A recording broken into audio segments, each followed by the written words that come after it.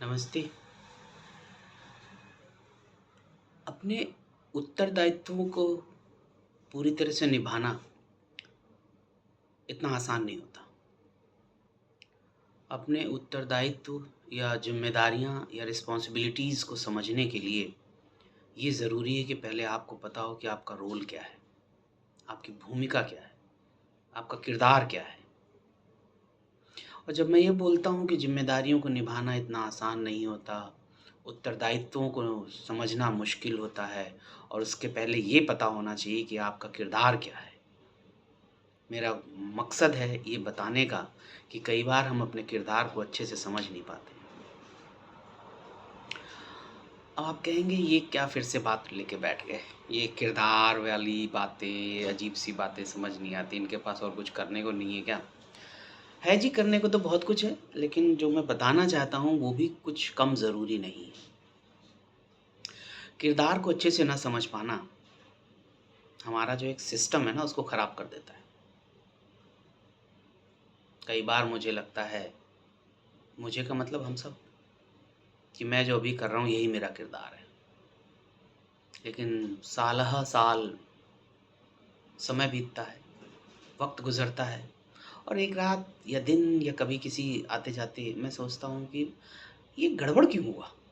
जो कुछ भी गड़बड़ हुआ। मैंने तो यही सोचा था कि जो मैं कर रहा हूँ यही उचित है, जो मेरी ज़िम्मेदारियाँ हैं, जिनको मैं ज़िम्मेदारियाँ समझ रहा था यही सही है। उसके बावजूद भी ये ओसीडी क्यों हो गया? डिप्रेशन क्यों हो गया? एंग्ज़ायटी क्यों हो गई?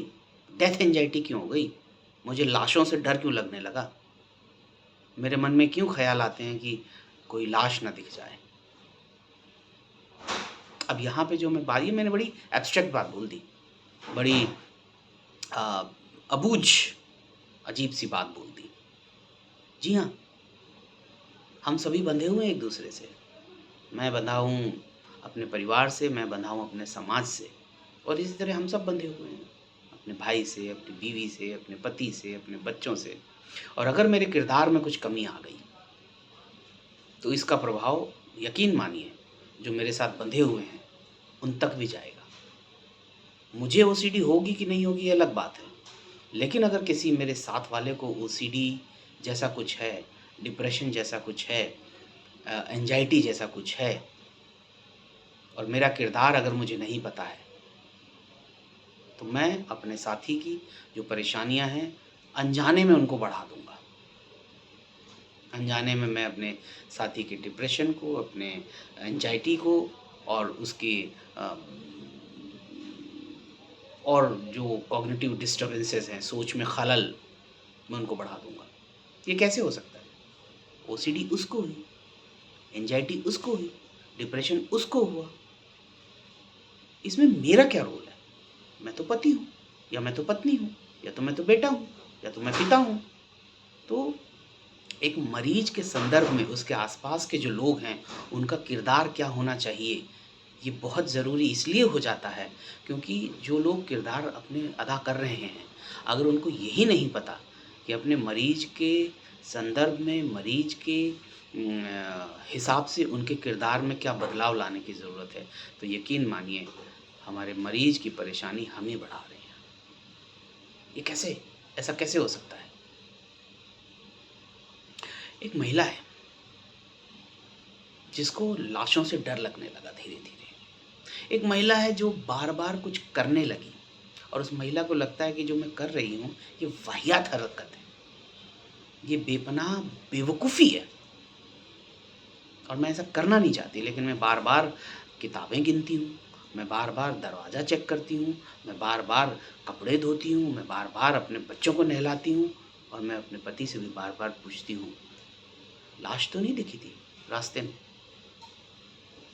आप बाज़ार गए थे? ऐसा तो नहीं आपको लाश दिखी हो कोई? मुझे सच-सच बताओ, प्लीज़ मुझे बताओ। और पति या पत्नी अपने किरदार को ना समझ पाने की वजह से वो हर बार ऐसी बातें बोलता है या बोलती है जिससे उसके पति या पत्नी को, जिसको ओसीडी है, थोड़ी-सी राहत मिल जाए। अनजाने में उ हमको जब अपने किरदार का नहीं पता लगता है और हम हमेशा ये सोच के चलते हैं कि मैं सामने वाले के हिसाब से मोल्ड हो जाता हूँ, मैं सामने वाले के हिसाब से बदल जाता हूँ, मैं सामने वाले के हिसाब से ढल जाता हूँ, ताकि वो थोड़ा कम्फ़र्ट में आ जाएगा। यहाँ पे किरदार में गड़बड़ी आ जाती है। यहाँ पे किरदार को समझने में हमारी जो कमी है, वो लक्षित होती है, वो दिखती है।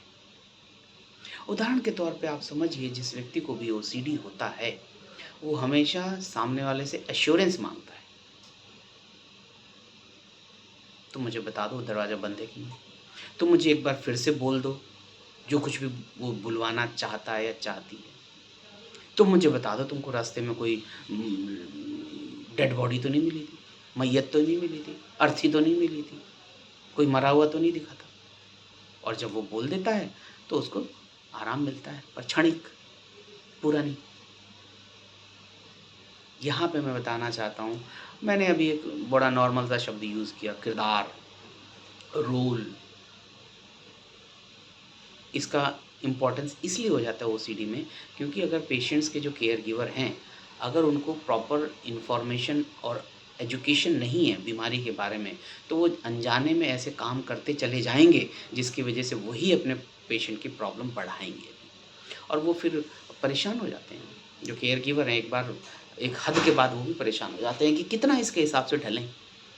मैंने अपना जॉब छोड़ दी, मैंने अपना बहुत अच्छा मेरा इंफ्रास्ट्रक्चर बना हुआ था, मेरा बिज़नेस था, मेरी जॉब थी, कहीं पे मुझे अच्छे पैसे मिलते थे।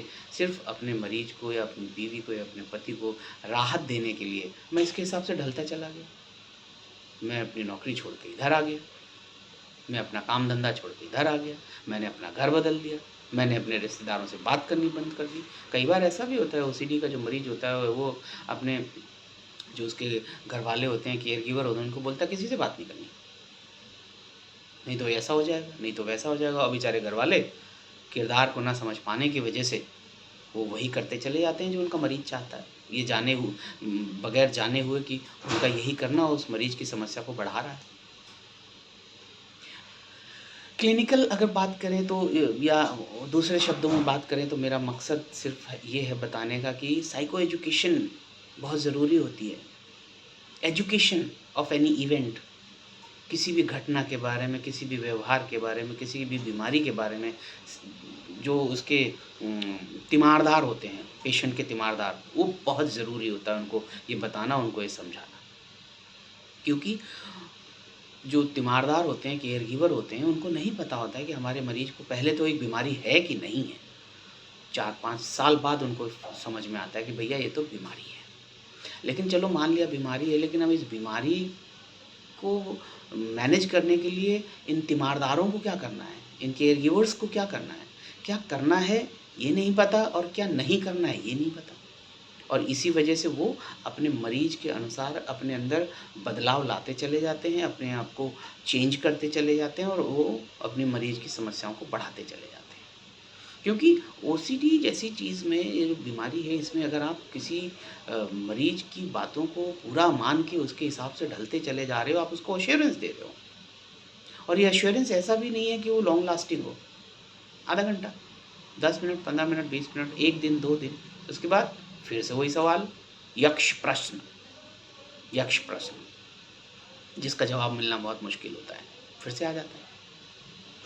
लेकिन ये देखा गया है कि अगर आपको अपने किरदार के बारे में समझ है, जैसे कि मेरी पत्नी है या मेरा पति है, समझ में आता है, मैं इसको ध्यान भी रखूँगा, मैं इसकी देखभाल भी करूँगा, लेकिन इसकी सारी बातों को मानूँ ये कोई ज़रूरी नहीं है। मैं नहीं करूँगा इसके हिसाब से, मैं झुकूँगा नहीं, इतना नहीं झुकूँगा जितना ये चाहती है या चाहता है। ये मेरे से उम्मीद करती है कि जब भी मैं घर से बाहर से घर आऊँ तो ये मुझे बताए कि मुझे डेड बॉडी मिली कि नहीं मिली। ये मेरे से उम्मीद करती है कि मैं अपने पैर धोकर आऊँ हर बार, ज़बरदस्ती। ये मेरे से उम्मीद करती है कि मैं बच्चों को नहलाऊँ हर बार जब वो बाहर से अंदर आ रहे हैं। ये समझ में आना चाहिए तीमारदारों को, केयर गिवर्स को, जितने भी मानसिक रोगी होते हैं, ख़ासकर ओसीडी के संदर्भ में अगर हम बात करें, कि उनको कितना अपने अंदर बदलाव लाना है। अगर और ये होता क्यों है? क्यों होता है? किसी भी व्यक्ति के व्यक्तित्व का बहुत बड़ा रोल होता है अपने किरदार को समझने में। अक्सर देखा गया है कि अगर आप अपने इमोशंस को अच्छे से समझ पाते हैं, अक्सर ये देखा गया है कि अगर आप अपनी इमोशनल थिंकिंग को रेगुलेट कर पाते हैं, कंट्रोल कर पाते हैं, उसको मैनेज कर पाते हैं, तो आप अपने किरदार को भी बड़े अच्छे से समझ लेते हैं। किरदार को समझने का मतलब, अगर आप अपने इमोशंस को काबू कर लेते हैं, समझ लेते हैं, तो आपको पता होता है क्या करना है और क्या नहीं करना है, और कुछ करना है तो कितना करना है, और कुछ नहीं करना है तो कब तक नहीं करना है। जैसे कि आपका पति या आपकी पत्नी को अगर ओसीडी है, तो पति और पत्नी को पता होना चाहिए कि वाइफ़ के हिसाब से क्या काम करने हैं, क्या नहीं करने हैं, और कितने करने हैं, किस हद तक करने हैं। वाइफ़ तो आपकी रोएगी, पति तो आपका रोएगा कि प्लीज़ मत जाओ, प्लीज़ ये कर लो, ऐसे कर लो, तुम नहीं करोगे तो मुझे बेचैनी हो जाएगी। और ये दिल, दिल तो बच्चा है जी। दिल आपको मजबूर करता है। आपको, चूँकि आप अपनी पत्नी और पति को बहुत प्यार करते हैं, तो आपको लगता है चलो कर लेते हैं। लेकिन यही चलो वाला जो मसला है ना, ये सबसे बड़ी प्रॉब्लम क्रिएट करता है। किरदार को समझने के लिए ये ज़रूरी है कि हम अपने इमोशंस को कंट्रोल करें।